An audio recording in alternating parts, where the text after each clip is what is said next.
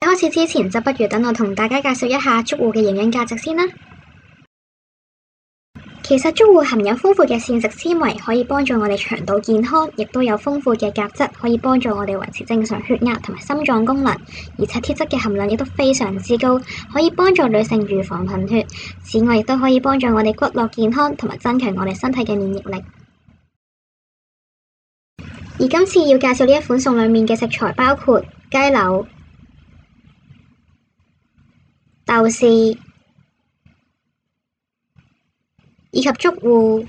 而家就教大家點樣處理竹芋。首先一定要將佢外層嘅皮處理好，就好似畫面咁樣，一定要將佢嘅外層嘅皮處理好乾淨，然後再清洗，並且切成條狀。就到雞柳嘅部分，事前必須將雞柳清洗乾淨，並且用廚房紙索乾水分。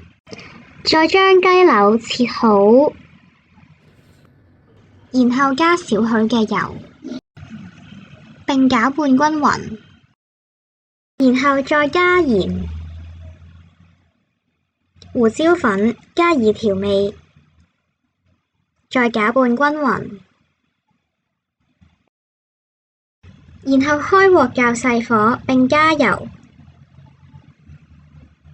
並且落蒜蓉。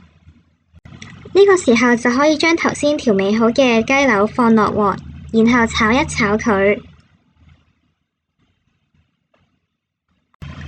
炒到大概呢一個狀態，唔好太熟，因為陣間會再翻炒。然後就到竹芋放落鑊，再炒一炒佢，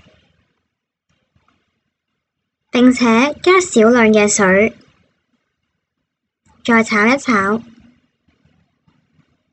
並將頭先炒好嘅雞柳放入，再繼續炒。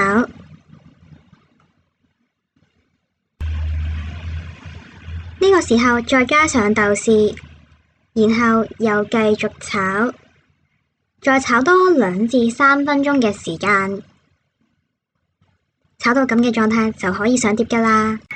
食得啦，係咪好簡單呢？希望大家都可以喺屋企煮俾身邊嘅屋企人食啦。下次再見啦，拜拜。